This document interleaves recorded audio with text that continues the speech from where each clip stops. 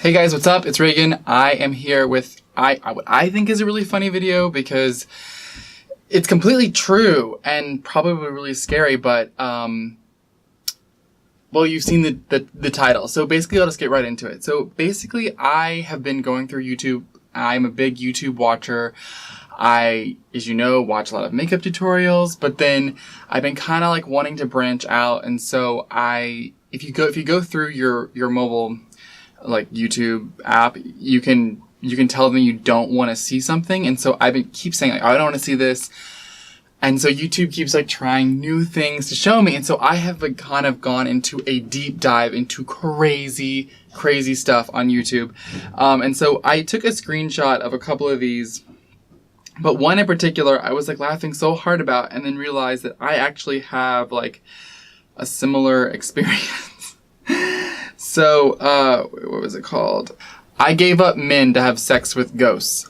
And I laughed really hard when I saw this, as you may laugh now. But then I was like, oh yeah, but like that one time that a ghost tried to have sex with me, I said no, obviously. And then I'm like, wait, probably not everyone has had that experience. So anyways, let me just go into my whole thing about how my house, or my apartment in Brooklyn, was haunted, and then I definitely believe in ghosts because there was no way for me not to, and then had this experience happen. So anyways, so I lived in Williamsburg. I live like kind of in East Williamsburg, Bushwick now, but in Williamsburg, I had two roommates and lived there for like a year before anything started happening. So, you know, I knew that it wasn't like we walked into this place and it was haunted. It was like this ghost was coming inside, which I'll tell you more about. So basically, I started like maybe a year in my bedroom, the window would just creak up. And this is a really heavy window. You know, like those windows that you have to like use all your energy to like lift that shit up. Like this, this would go about this high, and like at certain times, like you'd lay down to bed and go, get to about there, and then it would stop.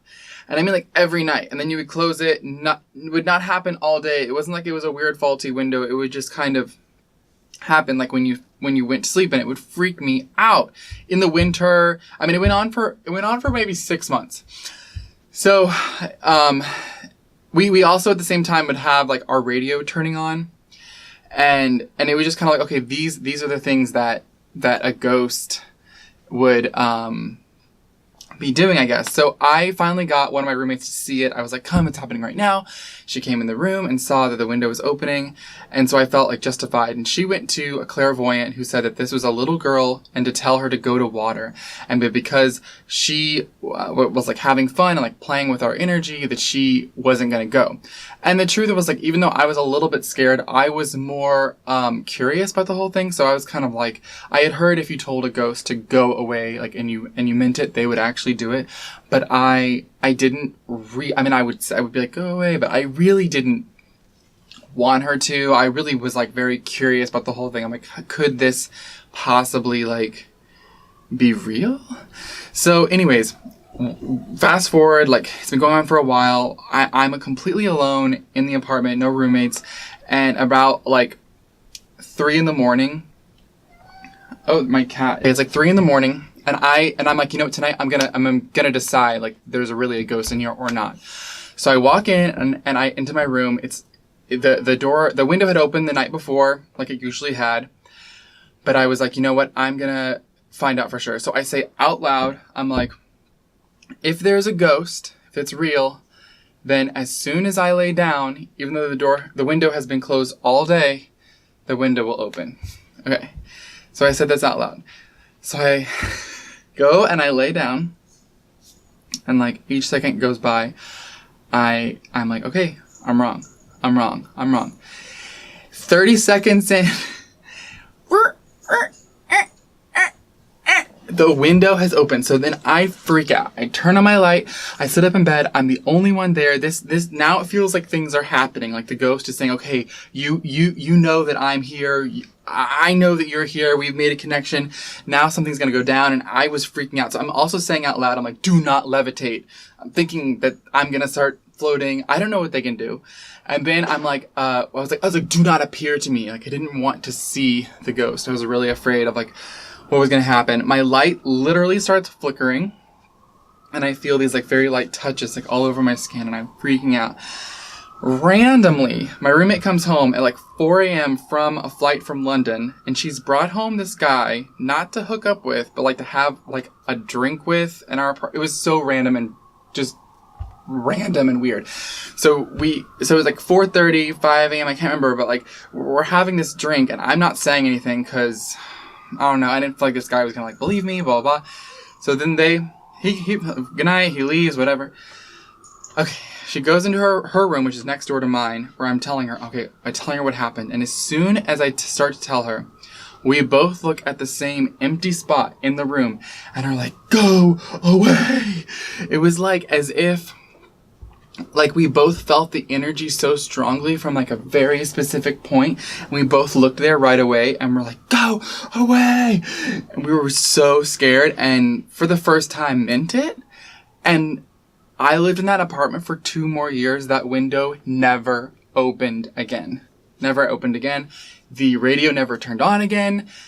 Like I can't even think if there was anything else. Like the light flickering, I think, was just that one night. So I mean, they were 2 just very like specific things. And it just like proved to me like, yes, there are ghosts. Like when you think you've like encountered a ghost, like yes, I mean, I can't explain it. I don't know things, but I have that experience. I mean, a very physical thing was opening a window that when I would go to close it was hard to close, and when I would go to open it, it would be like hard to open. So I'm like, there's something going on here. If you are a scientist and you think you can solve that for me without a ghost, like, please, I would be like fascinated. Okay, so then on to like refusing sex with ghosts, you know? Maybe this is a mistake on my part. No, I'm just kidding. So I was in this hotel room in London. I don't know why London is coming out so much, but it's true. I was in London in a hotel room, and I just felt like that particular feeling where I was like, you feel like there's a ghost in the presence and you can't really move, like all that. I guess they call it sleep paralysis. But, you know, there's more going on than just, you know, whatever. So then I feel this ghost presence, but it's not like I feel them like in a motherly way. Blah, blah, blah. I mean, this ghost is like body to a body. And I felt like it was like, is it on? And I was like, no. I mean, for a split second, I was like, is it on? And I was like, no, it is not on. No. So I have to commend this woman for going for her, you know, thing. Like, she was into it. She said yes, and it worked out for her. And you know what? Who am I to judge? So, I guess that's the end of my story. This is definitely like a very, revealing story time. So, give me a like and like a positive comment. And like, if you had a good laugh, like let me know, because, yeah, I feel a little bit like exposed, but it was completely true. No, nothing made up. And yeah, like when people tell me about ghosts, I'm like, yep, let's hear it. Like it's real. Like nothing I can say. And I'm a skeptic. I was, at least. Anyways. All right. Well, talk to you guys soon. All right. Bye. Oh, also, my song Smoke Drink Party just came out last week. There's some remixes coming, and I just shot another music video, not related, last week too. So